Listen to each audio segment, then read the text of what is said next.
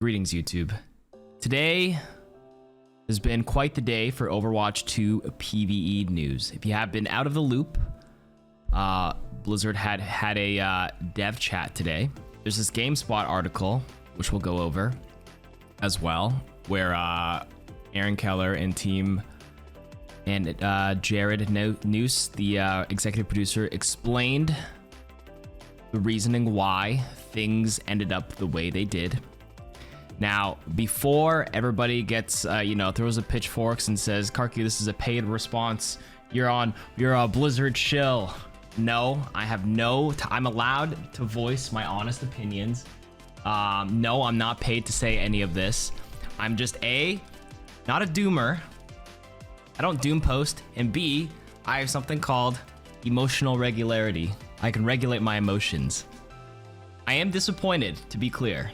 I'm unhappy, but I don't hurl obscenities and slurs at people who aren't responsible for things that were out of their control or anything like that. I will voice what I honestly feel, and I will go on with my day, and I advise you guys do too.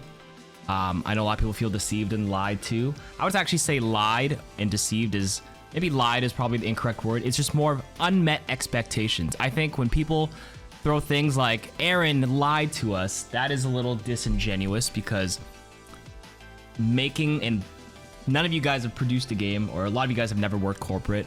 It was never their intention to do this. So I don't think, lying is the intent to deceive, and I don't think they were intentionally, they had plans, they had a whole talent tree, they had a lot of things up in line. It just didn't work out the way they expected, and that's unmet expectations, not necessarily a lie. Maybe I'm being a little too kind with the words, but I actually think that's the truth. They would not showcase the entire talent tree if that wasn't in the pipeline. Even as short as 1 year ago, they showed off all the talent trees. Sorry, lie isn't intent. Hold on. Maybe I worded that incorrectly. With the intention to deceive is what people say when they lied. But he was not intending to deceive us by saying that this wasn't in the pipeline with all the talent trees. Anyways, I'm going back. Let me just get what I need to say out. That is what I'm going to preface it with. And I think a lot of you guys would benefit by it. You can feel mad. You're not mad, you're just disappointed, and that's how I feel too. Anyways, let's play this out. We announced Overwatch 2 in 2019, and a part of that presentation was about this always-on, deeply replayable PVE experience. And as work slowly continued on Overwatch 2, we began to pull more and more of our focus and energy away from the live game and all of the people that were playing it. We had players that were excited to be playing that game, and they just wanted more of it. So we had a difficult choice to make. We could continue working on our original vision for Overwatch 2 without a definitive end date in sight, or no definitive end date in sight is the first thing you need to take away from this. Change our strategy and get something in front of players sooner. We chose the latter, and we released Overwatch 2 last October with new heroes, new maps, new modes, and regular seasonal updates. But more than that, we shifted our values for how we want to develop the game. No longer would we store content up for really big releases and leave the game sort of languishing on the side. Now we made a commitment to always prioritize the live game and all of the people playing it, and to devote our development efforts there. This game is nothing without all of you. Yeah, and I really can't say enough about how much we've learned over the past 8 months or so. And more importantly, we've taken that learning and we've put it back into the game. So as early as Season 2, I think you start seeing some updates we've made based on your feedback and based on what we've learned. We've been changing all of our systems, we've been adjusting hero balance way more frequently, constantly revisiting the roadmap behind the scenes to make sure that what we're planning to deliver is going to be great for everyone out there. And that really has been an awesome experience for us. And partially it's because we feel like we're able to deliver a better game to all of you. And partially it's because we hope that you're enjoying it more than previously when the original game was kind of slowing down a little bit in development. But at the same time, development on the PvE experience really hasn't made the progress that we would have hoped. The team has created a bunch of amazing content. So, there's awesome missions that are really exciting. There's brand new enemies that are super fun to fight. and some truly great and ridiculous hero talents. But unfortunately, the effort required to pull all of that together into a Blizzard quality experience that we can ship to you is huge. And there really is no end in sight or defined kind of end date where we can put that out into the world. And so we're left with another difficult choice. Do we continue to pour all that effort into PVE, hoping that we can land it at some point in the future? Or do we stick with this set of values that we've aligned on and focus on the live game and focus on serving all of you? With everything we've learned about what it takes to operate this game at the level that we deserve, it's clear that we can't deliver on that original vision for PVE that was shown in 2019. What that means is that we won't be delivering that dedicated hero mode with talent trees, that long-term power progression. Dedicated hero mode, talent trees, power progression. Those things just aren't in our plans anymore. And we know that this is going to be disappointing to many of you, which is why we wanted to... They know it's going to be disappointing to many of you guys. I know it too. I am disappointed too, as is everybody else. Bring it up before we talk. Let's just lay the groundwork there. It's fine to be disappointed. That is normal. They know this. About the roadmap. And to be perfectly honest, it's been really difficult for many of us and a lot of folks on the team who poured their heart and soul into that stuff. Going forward, though. Okay, before I move on to the going forward. Okay, so the timeline begins 2019, big vision. And you also have to remember, guys, this is a big corporation. And like, I mentioned this in a giant tweet. Does anybody, a lot of people who say the things they need to say, have any of you guys ever worked corporate? I have not. Well, actually, sort of, but I know a lot of people. I'm at that age. I'm 30 now, so I'm at the age where I know a lot of people in real life who work corporate. I hear a lot of, there's a big chain. And that's why I'm not trying to like shift blame, but like there's a lot that goes on, and you know, I don't need to shy away from the shit that ABK, Activision Blizzard King, has done, where I mentioned this in a tweet. We had a lawsuit, the sexual harassment scandals, recently a return to office policy. There's a lot of talent that was probably on the original vision in 2019. And I feel like, I don't know this is just me, this is just voicing my opinion. I feel like a lot of people who had that vision and the plans and all that stuff, I feel like a lot of those people are no longer there anymore for a multitude of reasons, like the ones I just listed, with all the shit that happened with big corporate management, problems, like I said, the scandals, return to office stuff. All these factors plus COVID pushed the timeline back a lot more than they expected. So like they said, there was no end date in sight. This massive undertaking was too much to handle with all this. And when I just asked you guys, many of you guys work corporate, have any of you guys had, anybody who works like a corporate job, has any role ever been like, has any coworker ever left and you've realized that role has been vacant and has not been filled in a reasonable amount of time, and then everybody else is left like picking up the slack for them? I feel like this is not just a Blizzard thing, this is just corporations. This happens in the real world. This is the real world. Like I said, I don't work corporate, that's why I'm asking you. I know, like, you know, when I speak to other people, they're like, dude, I have to like pick up this extra stuff at work because like the other guy got let go, or they cutting costs and like they haven't rehired the person. Now I'm just doing all this extra work, so there's in added stress. There's no backfill IRL, that's a good way to put it. And if somebody does get rehired, how long do you reasonably think it takes to bring somebody, rehire someone, get approval to rehire someone to fill that spot? They're capable, they're qualified, they know what they're doing to pick up. There's a lot of nuance. They have to pick up where the last person left off. It's a lot, right? And that's why I'm not actually directing any of my vitriol or annoyance or disappointment to the team for the Overwatch team. Everyone's like, you're fucking dick riding them, KarQ. Say it with your chest. Be angry. I'm disappointed. I'm not angry. I am disappointed at literally corporate Activision Blizzard for all the shit that happened that made the actual talented people who had that vision for PvE and Overwatch 2 leave. I don't know if you guys remember when the lawsuit came out. Did you not hear all these articles like this producer's leaving, this producer's leaving, game director leaving, this person's leaving? They're hemorrhaging talent because of big corpa shit that was happening. If that shit does not, the role doesn't get refilled, things got delayed and it was way out of their expectation. There's no reasonable end date in sight. So now the team is actually left with a very difficult decision where it's like, this is exactly what happened with Overwatch 1. We're lacking resources. I'm I don't know this for sure, but I'm going to bet my left nutsack, my left nut, that Aaron and the team definitely voiced to higher Blizzard management that we need more people. Can we have resources? Can we have extra budgeting? We need more people to ship this thing like we wanted to. And I guarantee somebody upper's like, I'll get back to you next week. I bet my left nut on this, and they never did. So now they're stuck between a rock and hard place where they're like, well, fuck, we don't have enough people. We don't have the resources. What the fuck do we do? So this was the decision they came to based on the circumstances they're dealt. Not because they wanted to do this and they wanted to lie and be like, you know, not because they wanted to do it. It's just they had no choice. I'm still disappointed, but that is the reality of it. To be honest, it's been really difficult for... And if anybody, I saw somebody, I had to respond to somebody on Twitter like, well, why didn't they just hire a brand new team for this? If only it were that, why didn't they just hire more people? If only it were that easy.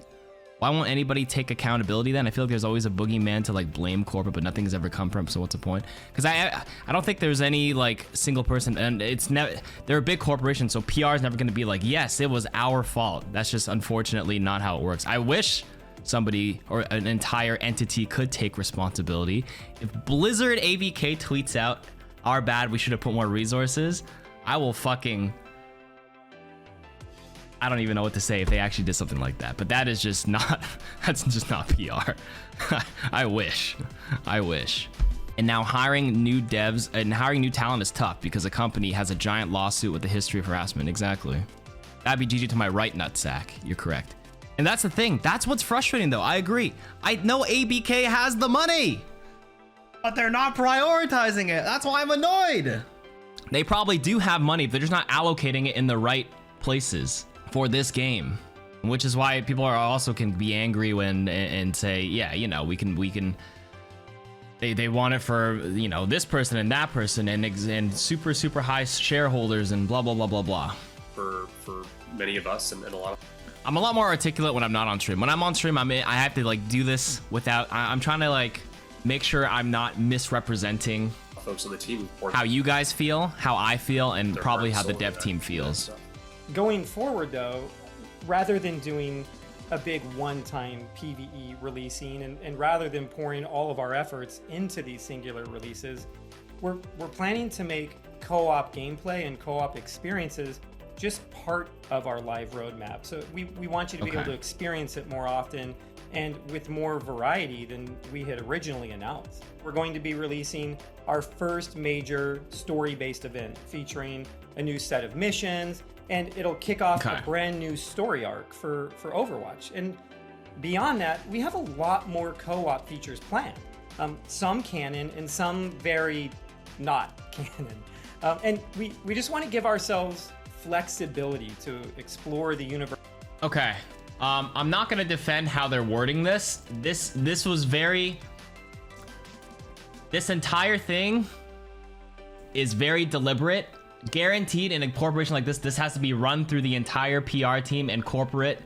I almost with certainty they had to do 30-40 minutes of Star Watch and then lay the bad news later, because that is like a strategy to like is it deflect or to kind of mitigate damages. But how I feel may not be what the reality of psychology and what the data and stats say. I would say just be honest and candid up front and just be like, listen, we didn't have the resources. We could not do it in time. This is the honest truth.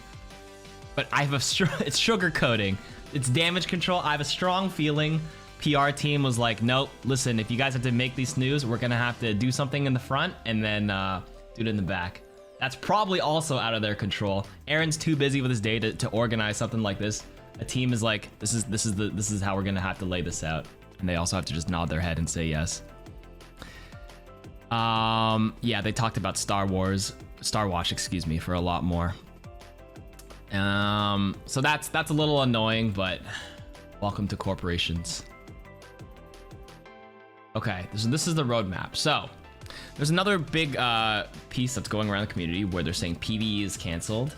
Not necessarily. It's just not what they originally envisioned, like they said earlier, and they had to just significantly cut back what they promised. So obviously, lots of overpromise, under delivery. I'm sad, or not I'm sad. I'm disappointed, just like you. They removed, like I said earlier, big hero progression, big talent trees, and the one more thing I mentioned earlier. So that's tough. For the next couple of seasons, season 5 and 6 roadmap, they are going to do an LTM quest watch. I'll probably play this once or twice. I have no idea what Mischief and Magic is. A new cinematic, that's pretty cool. Summer games, 5v5 mini comp season, on fire system returns, a creator workshop mode, and in season 6 we have these story missions, hopefully one for each hero, so at least there's something else to do in the live service game. You can play their mission. Not sure about replayability, but they need to have some sort of incentive. I don't know if they want to gamify it any more than they need to. Maybe make it where, like, you know, kind of like, I don't play World of Warcraft, but I play old school RuneScape. I'm fine with grinding. Like, if I do a story mission and it's timed, for example, and I have a higher time, it increases my drop rate to get, like, you know, the Ana souvenir if I do the Ana mission. Something like that. Give me replayability and I can say okay to this. New support hero. Honest opinion, I just hope it's not as bad as Lifeweaver in terms of, like, hero balance. Flashpoint, that is the new game mode. Hero Mastery, which is probably another, I don't even know what that is, to be honest with you. Firing range, that's pretty cool. They're adding, like, a improved firing range, I assume. A player progression system, Overwatch Anniversary, and more. Season 7 and beyond, new LTMs, a new control map, new winter event, new hero mastery missions, Roadhog rework, fan favorite mode returns, cinematics, competitive mystery heroes, a lore codex, if you guys like lore, and a somber rework. So that is their roadmap. So again, a repackaged PVE, repurposed, a lot less than what they originally promised. If I had to be optimistic, I'm going to hopefully assume they used a lot of their talents that they've already designed as part of future heroes. That would be pretty cool. All right, let's make this bigger. Right, we saw, like, the sticky, like, tracer pulse bomb or something. I mean, that might not make it into as a tracer ability, but just like a chain reaction of something. There's a lot of ideas you can iterate off of. Remember, once again, maybe this part might be a bit more copium on my end, but if I do recall, this game was Overwatch was developed from a scrapped game. Maybe, okay, this is way too copium. Blizzard is budgeting for Overwatch 3, guys. Surely Overwatch 3 will save us all now. Okay, that's a little bit of a joke. Overwatch 3. Okay. And before I continue on, my other take on this is I still will be playing Overwatch 2. I know you guys as consumers are all allowed to feel the way you feel. I'm also disappointed because this is also my job. I'm not here to, like, lick their boots, but, like, it is only in my benefit if the game succeeds. And this is not how I envisioned any of this as well. But you take what you can, you take what you get, man, in this life. And you know, you can't be disappointed all the time because you know the Hulk, you can feel disappointment, but you know how the Hulk says, like, or somebody asked the Hulk, how do you, like, control your anger? And he goes, like, you know, that's my secret. I'm always angry. That's my secret, guys. I'm always disappointed. Okay, so there's a new article from Gamespot where Tamur Hussein has interviewed Aaron Keller to elaborate a little bit more on why they have scrapped the hero mode, talent tree, and all that stuff. So it's cut off in the title, but let's read it together and I'll give you some more thoughts. Overwatch 2's PVE hero mode is being scrapped. Blizzard explains what happened and why. Overwatch is a game that rose from the ashes of Titan. Hey, wait, this is exactly what I just said. I actually haven't read this article yet before I came live. Rose from the ashes of Titan, an ambitious MMO that Blizzard pulled the plug on. In the wake of this decision, developers at the studio reworked ideas that they had for Titan into what would become Overwatch, a hero-based multiplayer shooter that was critically acclaimed and hugely successful. Blizzard's Team 4 is no stranger to picking up pieces of a shattered project, but this process has been kept behind closed doors. The Blizzard way was to keep games out of public view until they were ready to be seen and release them only when they're close to the ideal vision as they possibly could be. That isn't the way anymore, not for Overwatch 2 anyway. When the sequel to Overwatch was announced at BlizzCon 2019, where the game was also playable, it was with the promise of a PVE hero component that would allow players to gather their squads and play through a narrative-driven multiplayer experience. On top of that, each of the heroes that they'd come to know and love would be reworked for PvE and given a progression system that would allow players to unlock new talents. It was an ambitious new mode that in many ways was used to justify the 2 at the end of the title. Also, holy shit, I forgot. This is what they had back then? Was this not Rialto? Or sorry, Paraiso. Oh, it is. This is point... What is this? This is point A. Holy shit. Wait. Yeah, this is just open. They just opened up the map. This is where the Mega Health Pack is.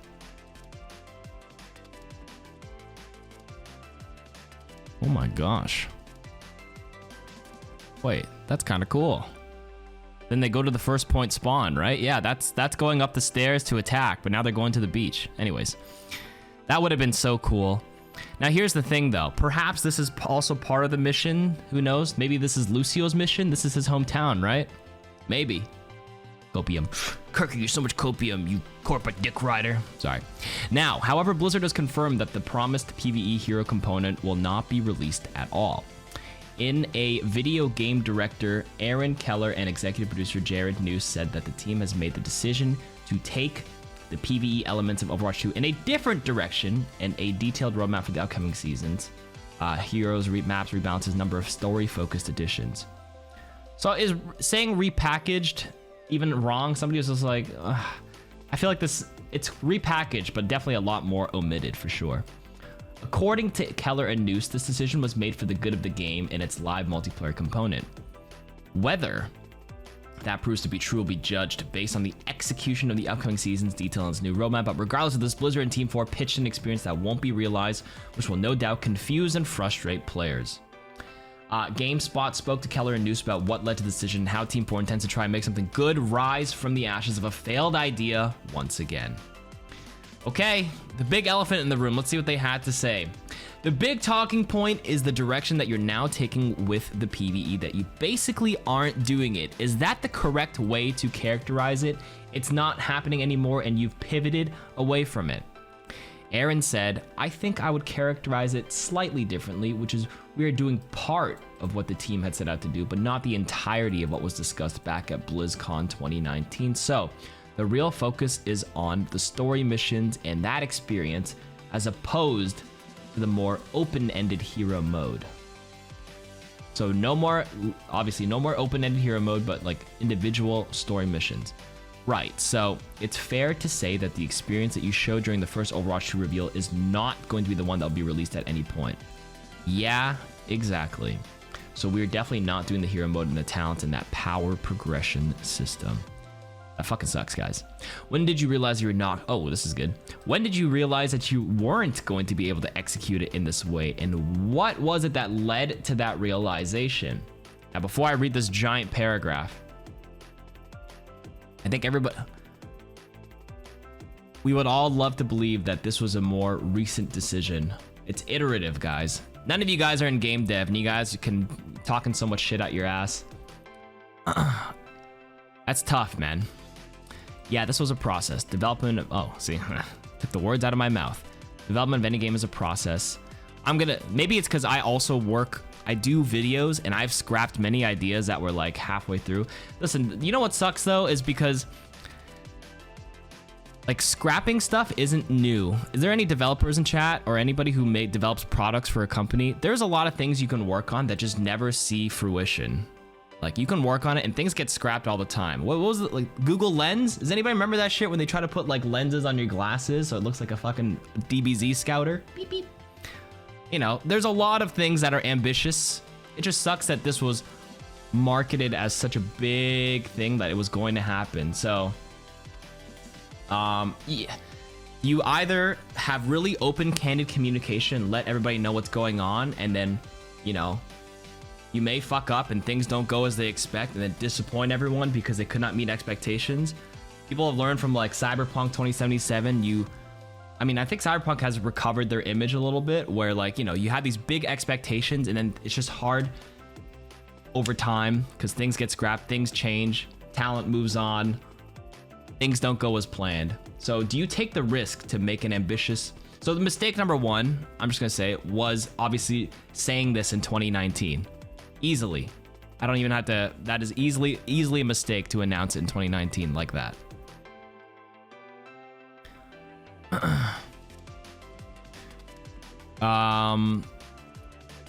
But in any case, yeah, they promised the talent stuff, so it just sucks that it all got scrapped publicly.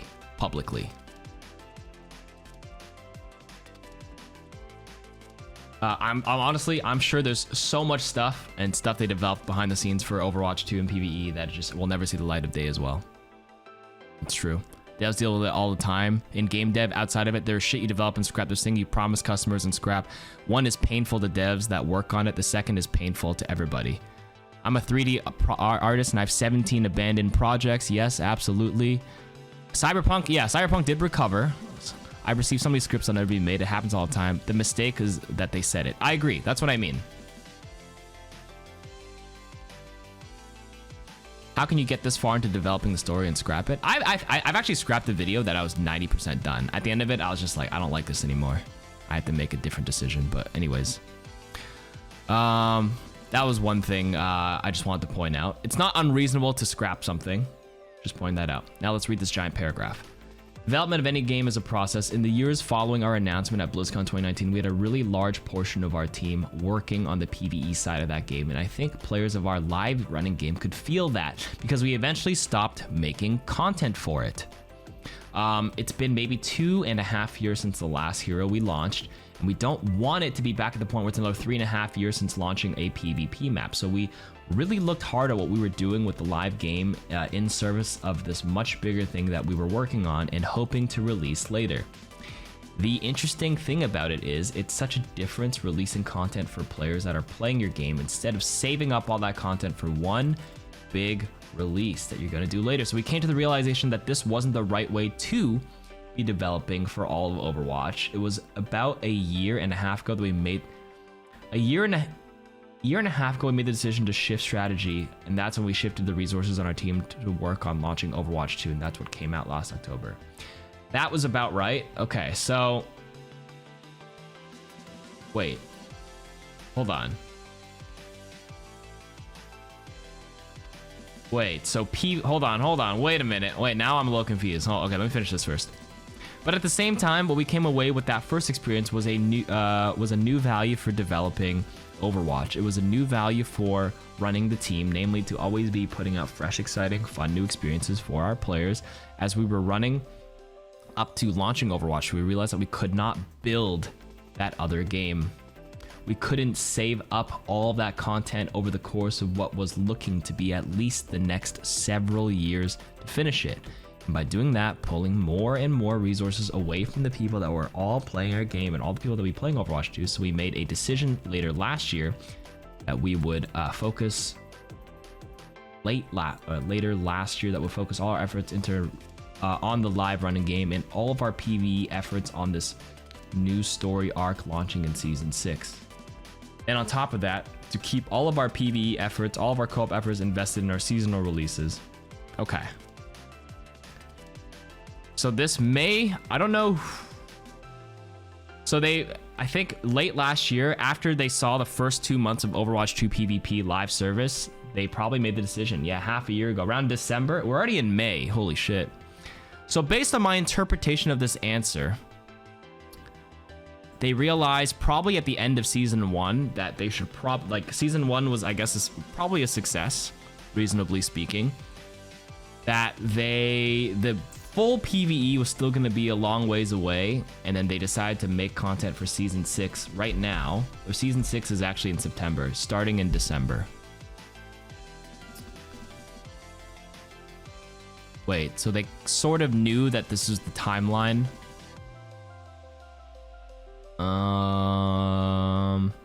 Well, that's tough. So I guess my question is now then, what took so long to let people know?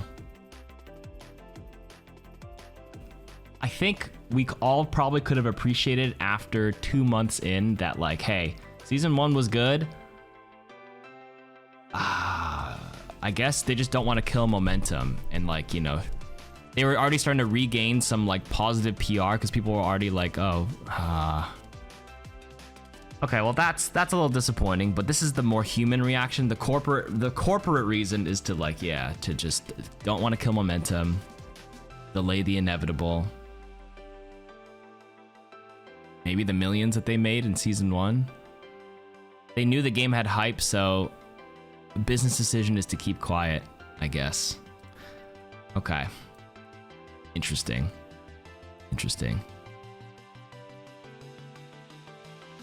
Yeah, delay the bad news is probably how they wanted it to go. Well, okay, that's a very candid response. At the end of the day, I appreciate the candid response right now. It is a tough call. Let me finish this whole thing. This is long. I will say what I need to say at the end of everything. Maybe more reading of this will give me a better a better sense of where everyone's head is at. Okay.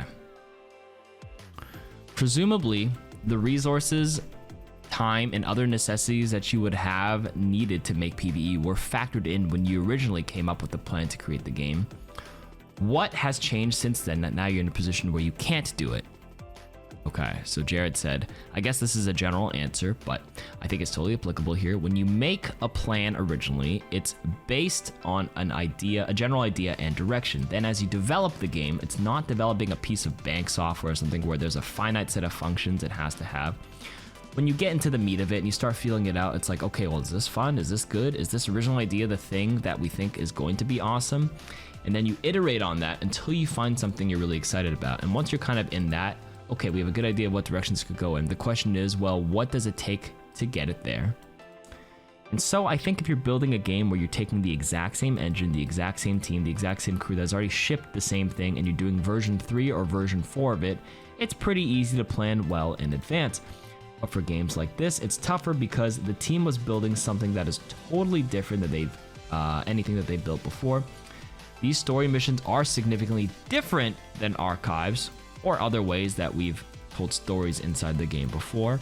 And so developing those, what it takes to do those, the technology required, the people required, the iteration required is all different. So I understand that people think it's probably relatively simple. It's definitely not. And especially because what you don't want is to try to build the thing, get it out the door, and move on. You want to build something that really resonates and that the people love. So I guess my take is, just as the team learned more about what it took to make this, as it learned more about the time, the iteration, and the technology required, it just became clear the schedule wasn't going to work. I guess it's just frustrating. So like, why was it? I think everybody was caught off guard when they announced this in 2019. It had only been 3 years after Overwatch 1 has been out. It's actually been longer since the release of Overwatch 1 to the announcement of Overwatch 2 versus the Overwatch 2 announcement to now. That's my biggest question mark so far. It was just so soon. Was it pushed by corporate? Were they like really far ahead in that PVE development at that time already that they're able to be like, yeah, we can announce it now? That's actually insane to think about.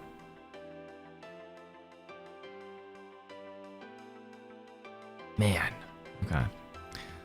Keller says, I think the scope of the hero missions was really, really large, and what it was going to take to finish it was going to be pretty remarkable, massive lift. You think about making a game that is supposed to be almost its own standalone co-op experience that people are going to be play as a main game. So that was my interpretation of it, which is why I think everybody was surprised in 2019 when they said this is going to be a huge PvE standalone game, and we're like, wow, so soon? Crazy. And not just how do you put all the content into that to finish it, even just a small piece of it. The talent trees, 40 to 50 talents per hero times 35 heroes. That's 1,200. That's 1,000 plus talents, guys, to make everything just to get the game out the door. plus all the content and the missions you'd be playing to do that, and it is a pretty gargantuan ask. And then on top of that, you need to run that as a live game, so the content has to continually come out for that side of the game.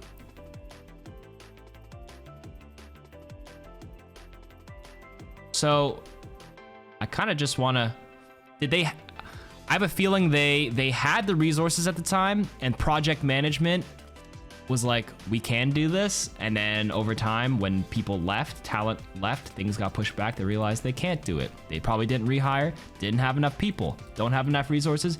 You basically have to run 2 live service games. Does anybody know how big the Overwatch 2 team is? Team 4? Like, they needed to knock it out of the park. 253? So let me get this straight. If we have 250, 300, 400 people doing PvP Overwatch 2, you would need an equal amount of people. You would need to double your team to run 2 live service games. This is basically an entire other project. Do you think ABK will approve and be like, hey, we need to hire 400 more people? So Aaron said they tripled the team size. Interesting. Well, triple is relative. Tripling 5 people is 15 people. I'm just kidding. There's not 15 people. That's a joke. That's a joke. So that's what I mean. They can't keep a lot of the staff. That's why I'm still mad at ABK. It's so hard to keep good talent because of all the shit they've been doing. So, man. Okay. In reality, what we were looking at was running 2 separate games at the same time, with a set of heroes as the piece that is shared between, as the heroes as the only shared piece between the two. As we get further and further into it, obviously our players could realize that we were pulling focus away from the live game, but it just didn't look like there was a definitive end date in sight where we'd finally be able to put that stamp on it, or that end date was years away and it no longer felt like we could be doing that to our players, or we could be doing that to the live game we were running. That's when we took the moment to shift strategy and put everything into the live game. ABK is Activision Blizzard King. That's like their official corporate title. So how long does Cyberpunk, when they made a big announcement, take? 10 years? 2013 announced, came out in 2021 or some shit. 8 years? It probably worked for 10 years. So you're telling me Overwatch 2 was announced 2019, that means they started 2018. It's been 5 years, it's supposed to be a big standalone game. They need a lot of people for this. And we need Blizzard to say yes, a stamp of approval where we can budget this much money. I have a strong feeling ABK was like, let's just put money in Diablo 4. And their unannounced adventure game that they said was coming. ES6 was announced in 2018. We haven't seen anything about it, so ABK isn't even the worst. Okay, now before I read the next part, actually, I don't think people are. I was gonna ask, is anybody here a game dev that works for a big publisher? Give a rough estimated timeline. I mean, I don't even have. There's probably some lurkers here. Maybe you don't have to say where you work, but like I would say, as a guess. For a big AAA title from Blizzard, if you could estimate how long it would take from start to finish, with only the heroes being the shared thing, 1,000 plus talents for 35 plus heroes, 36 heroes, that would probably be at least 7, 8, 9 years of development. As well with lore, with the story team that has to be compelling because people are invested in this IP. You need more manpower. That's what I mean. You didn't need 1,000 talents, so it was too ambitious. I actually think if they just cut it down, it could work. But, man, it takes years, man. It just got overscoped. It probably could have been done to a lesser scale, but then at that point, so my issue is they just made the announcement too early, too ambitious, so they overpromised, and now just, okay, I'm frustrated. I'm frustrated again. Sorry, I'm not trying to be irrationally angry. Let's move on.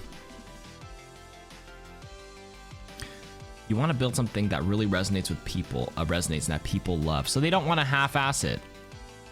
As the team learned more about what it took to make the PVE model, as it learned more about the time, the iteration, technology required, it just became clear that the schedule wasn't going to work. I think there's going to be a lot of frustration about how we got here because Overwatch has always been a live game. So people are going to think, well, you knew this was a live game, but you pitched this other Overwatch game, and then you justified the 2 on the Overwatch title with that. So we're in a situation now where the game is what it always has been. It's just evolved in some ways, but a sequel was released, and that sequel's justification hinged on the PvE. Why did that happen? Okay, Aaron Keller, what do you have to say? That's a great question. We talked a lot about in the past about Overwatch 2 and how different it is from the original game, even from just being free to play and swapping to 5v5 and all the new content we developed for it.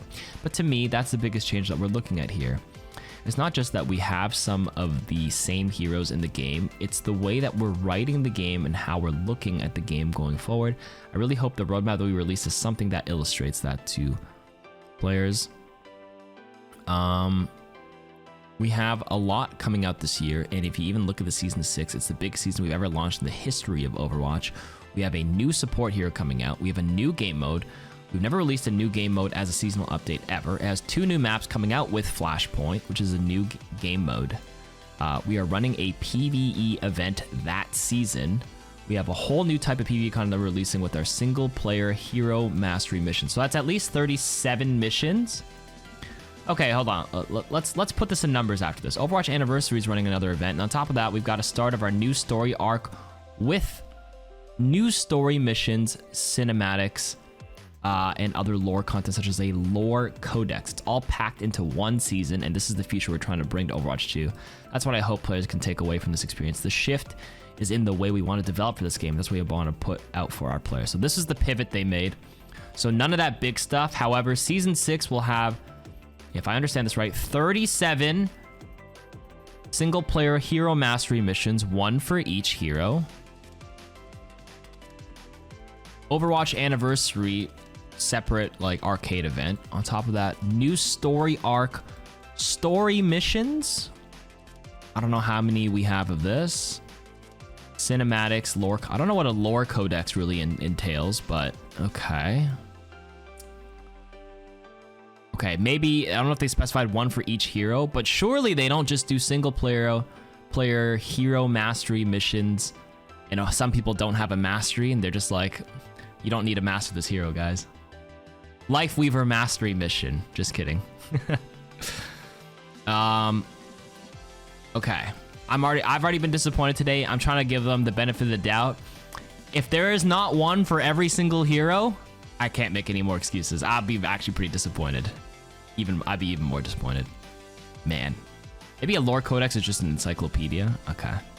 Maybe like in a BioWare game. Oh, that's true. Anyways. Okay, let's keep reading. Yeah, just to build on this a little bit. I think it's interesting thinking about this over time, coming to the team a little bit later and seeing the state of things and building that plan to go forward, because the original pitch was this big monolithic thing that releases. It has all this pressure and okay, when does anybody know when Jared, he's the new executive producer, when did he come on? Because I remember I think it was like around end of COVID that the main game producer, executive producer left Hemorrhage Town. So Jared had to come in, get brought up to speed, and figure out how to go from there.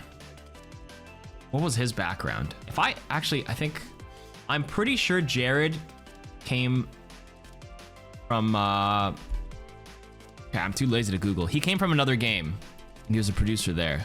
So he brought expertise there. I think it was from a big title. Okay, I'll figure that out later, but I can probably elaborate a little bit more afterwards. Okay. He came from Subway. Wait, wrong Jared, guys. Wrong Jared. Whoa. We don't slander his name here. He used to work at Riot and Bungie. Destiny 2. Wait, Destiny 2 is a perfect example of what everyone was trying to compare PvE to, at least in my head.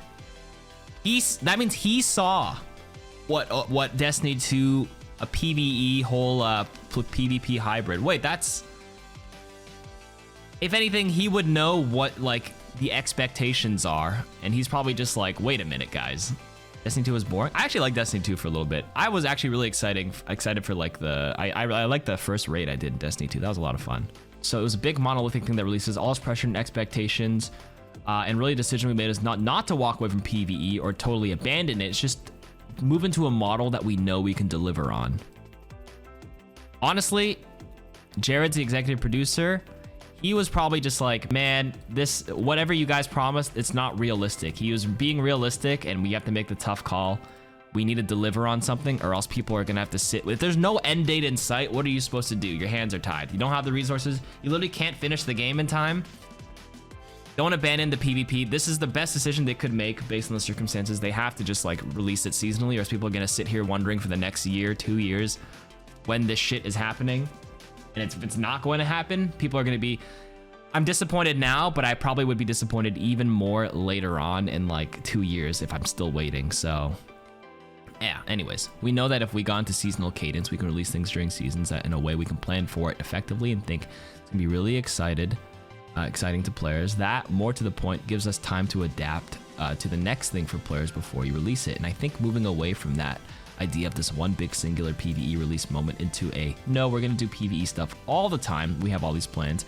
Season 6 has 3 different flavors of that. We have a bunch of other versions of that coming up and seasons after that. For me, that's really the most important thing here. We want to acknowledge that it's not the thing that people were expecting, but also we have high confidence that we can deliver it. Okay, I'm going to hold you to this, Jared. We can deliver it. High confidence now. We can deliver it in the way we're shifting to it now. You can never ask anyone to take your word for it. I just said I'm going to take your word for it. So the hope is once we start. Damn, you put the words in my mouth. The hope is that once we start releasing it, people can see it and believe it too. Okay. Okay, man. I'll wait to see it before I believe it. We were talking the other day about live events and things like that in the game, and Aaron, off the top of his head, rattled off how many live events Overwatch 1 generally had a season. In a year, it was 6 or something. Now it's 3 a season of varying sizes, and we have all these seasons in a year. For us, it just feels better to be on this path because we know we can consistently release updates to players, tell a story in an ongoing folding way, and not wait for this big singular moment. Okay, cool. There's a lot of live first-person shooters out there, and you always have been competing for attention. The thing about Overwatch 2 that was really exciting for me and for a lot of the fan base was PVE. It was a big swing for the team, the distinguishing factor. What is the impact of not having that now, and what would you describe as the big swing for Overwatch 2? Keller says, one of the things that I've always loved about Overwatch, and I think it resonates with players, is the universe and the world we've created, all the heroes we created, and all the heroes and characters.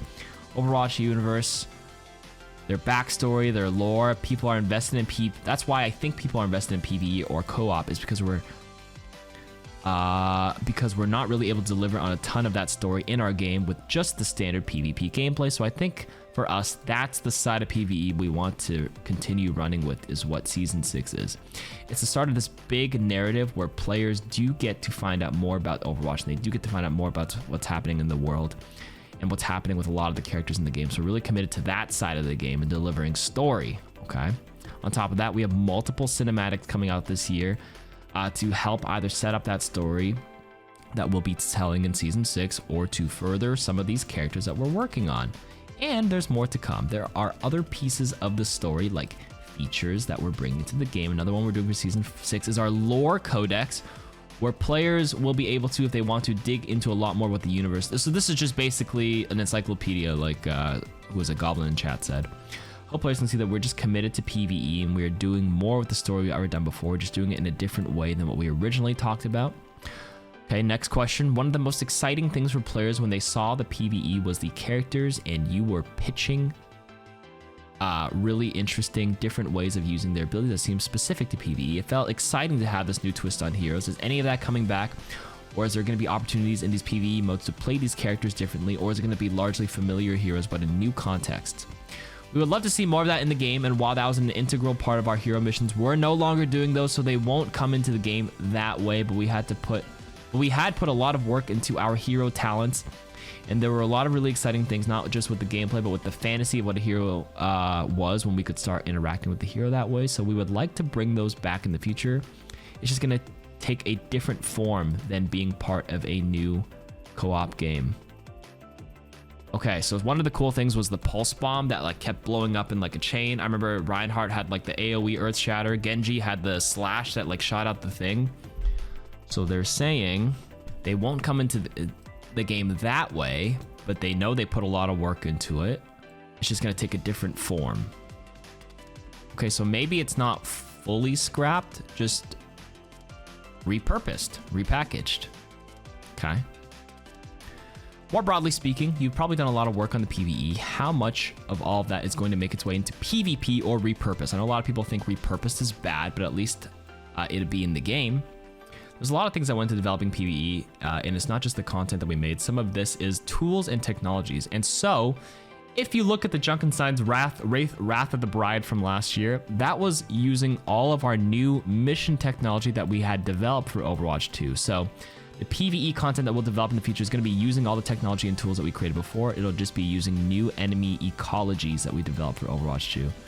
There are a lot of really big story mission maps that are going to be coming out with it.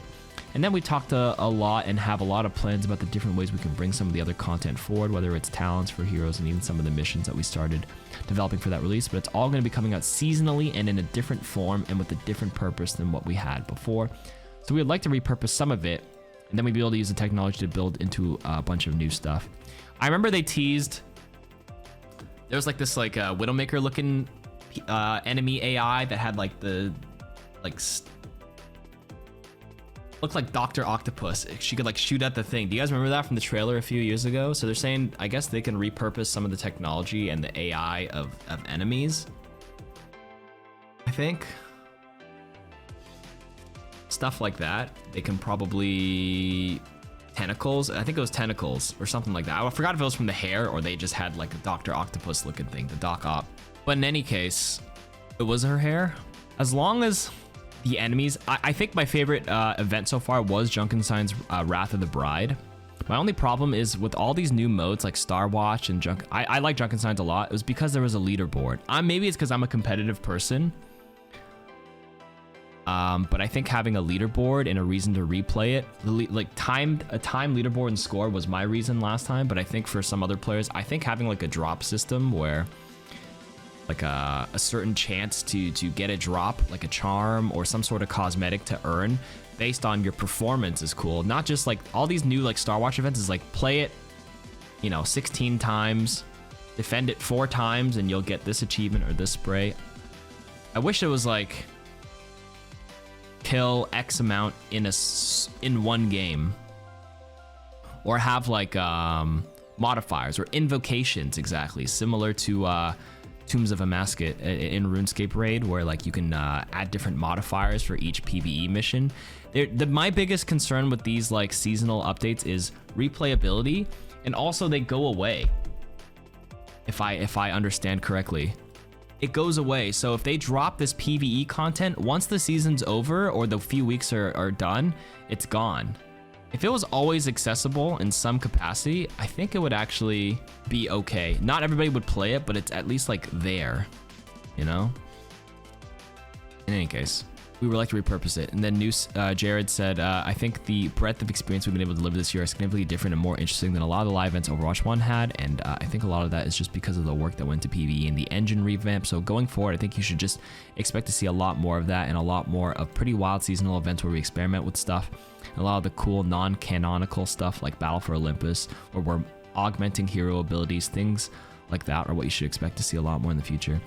You also have to realize Aaron and Jared are being very careful with what they say. They don't want to overpromise because they don't want this PR problem where they overpromise and they realize they underdeliver. So you can see how he kind of like, he's not dodging the question, but he's giving like a non-answer. Yeah, it's just something I need to point out. When they ask, are you going to repurpose any of the talent tree stuff? We would like to see more of that, okay? While it was, they won't come into the game that way. Take a different form, and then they just leave it like that, kind of open-ended. That is something I just thought was very interesting. Is this the last question? Oh, damn, this is a long-ass article. PvE, whether a stated goal or not, was looking like a tool to broaden the appeal of the game, with the thinking being that people who can't or don't enjoy playing in the online competitive environments could do single co-op and have this interesting, unique experience. That means the Overwatch player base diversifies and grows. What does axing PvE and reintroducing some of those ideas into the PvP framework mean for the ambition of broadening the appeal of Overwatch and getting new players in? Okay, so News said, I think this is an interesting one for me because I think if you only enjoy single player or PvE only experience, then Overwatch is going to be a little bit tough for you right now. But Once we get into this sort of mindset of frequently releasing PvP and PvE content, and where every single season has something really interesting for people to play in a lot of different variety, I think that can still be a good jumping on point for people who may not love hyper sweaty PvP matches, or who really just want to see some cool story content with characters that they like or whatever. For me, it's the combination of being free to play now, which is inherently removing a pretty big barrier for a lot of people who can't spend the money to buy expensive games, combined with the fact that we're going to try to diversify every single season to have a bunch of different experiences that people get to jump into. So if you're the kind of person that just wants to grind comp, that's totally cool. If you're the kind of person that wants to come in and play some arcade, this is a cool co-op mode for this seasonal event that I can do. That's awesome. We want there to be a lot more there. So while I don't see us springing this huge audience of PvE only diehard shooter players, I do see us being a really appealing game for anyone who just loves fun shooters and like to learn new heroes and try different stuff. So yeah, it's a different approach, but I think it's our goal to make the game as welcoming for a broad group. Okay, I'm gonna be honest here. I'm a PvP first person, at least for shooters. So as disappointed as I am for the PvE, the silver lining for me is that like I probably would have like played the PvE for a little bit, but then went back to PvP. I really do think there's like distinct audiences for both. There's probably some people here that play both, but there are people who pretty much just play one mode. For me, it's competitive. For some of you guys, it's only quick play. For some other people, it's only arcade. And for other people, it's fucking RPing and custom games with like, you know, one kid, 11 dads, or whatever the fuck that game mode is called. Wait, that's not an RP mode. So having releases like this every season, it has to be enticing enough to make people come back. The problem is replayability. They'll play it for a little bit, and then they just have to wait for the next season, right? Or something like that. I feel like there's people here in the chat that are probably just interested in PvP anyways. This doesn't necessarily change their perception on how much they play. This is like a casual game for them. Like the people that are very vocal and loud right now are obviously like, you know, longtime consumers. They believe in the game, but if the audience is a broad audience, then it actually doesn't affect it too much in that capacity. It's just numbers. Like I think I want PvE, but then maybe I didn't actually care for it as much as I thought. That's how I feel with a lot of these releases. When I watch game trailers for new hype games, I'm like, I'm so excited, and then I just like, when it comes close to the release day, I'm like, okay, well, you know, I was excited for a bit, but maybe my excitement's gone now. Where did it go? Hype fatigue? Maybe. PvE was a big part of Overwatch. So people are going to think, well, those devs are going to get laid off or moved elsewhere. What is the impact of not PvE going to have anymore on the team? As a person who spends most of his time talking about organizational issues, okay, so Jared, who came from Destiny, or Bungie, came from Riot, executive producers, seen two different structures. Now he's seeing how Blizzard's being run. He likes to talk about this stuff. I feel like Jared's definitely a get it done kind of person, so get this done. He's a realist. He's just like, realistically, this is not going to happen. We have to do it this way.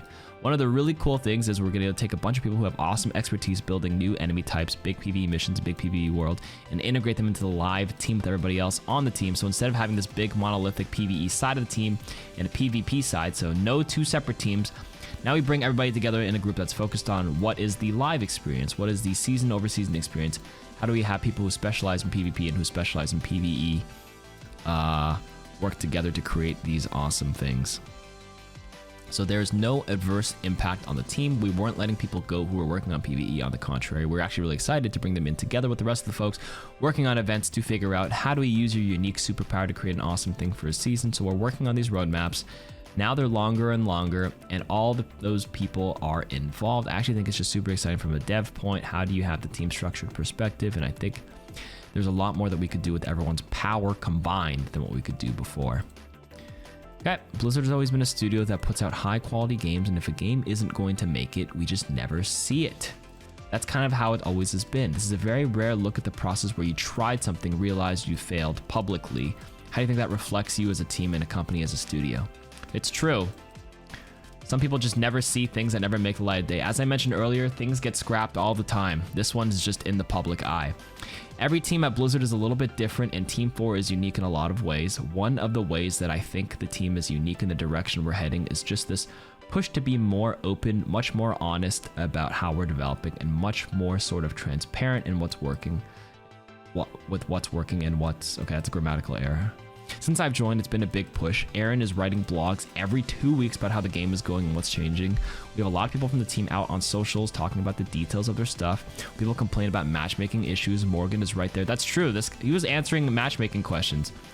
One thing the actual Team 4 is doing, they are like open communication. I mean, they're saying it now. They knew this might have happened 6 months ago, but like, I mean, better late than never, I guess. This is by far, objectively, the most communication we've ever gotten from this team, at least. They're not going super silent. Okay.